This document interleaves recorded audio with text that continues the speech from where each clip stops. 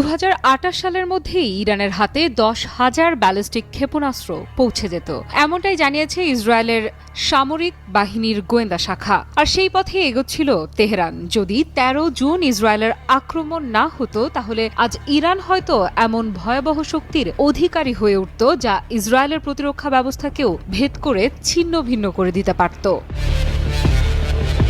Israeli গোয়েন্দা সূত্র বলছে, যুদ্ধ শুরুর আগেই ইরানের হাতে ছিল 2500 ব্যালিস্টিক ক্ষেপণাস্ত্র, যা সাধারণভাবে বলা হয় 2000-এর চেয়েও বেশি। শুধু তাই নয়, তারা একটি নতুন উৎপাদন ঘাঁটি গড়ে তুলছিল, যা এতটাই অগ্রসর অবস্থায় ছিল যে ইসরায়েলের গোয়েন্দা বাহিনী বিশ্বাস করে 2026 সাল নাগাদ ইরানের ক্ষেপণাস্ত্র সংখ্যা দাঁড়াত 6000-এ। 2027 সালের আগস্টে সেটা পৌঁছত 8800-তে। আর এই গতিতে চলতে থাকলে 2028-এর মধ্যে ইরানের হাতে থাকত 10,000-এর বেশি ক্ষেপণাস্ত্র।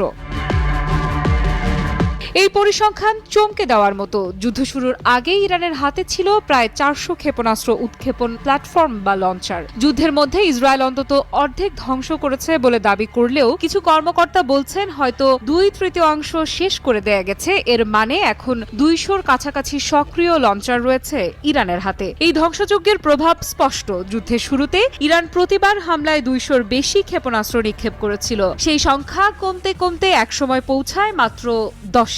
একসময় যে হামলায় 36টি ক্ষেপণাস্ত্র আবাসিক এলাকায় আঘাত করেছিল, যুদ্ধের শেষের দিকে তা হয়ে দাঁড়ায় নিয়ন্ত্রণে আনা পরিস্থিতি।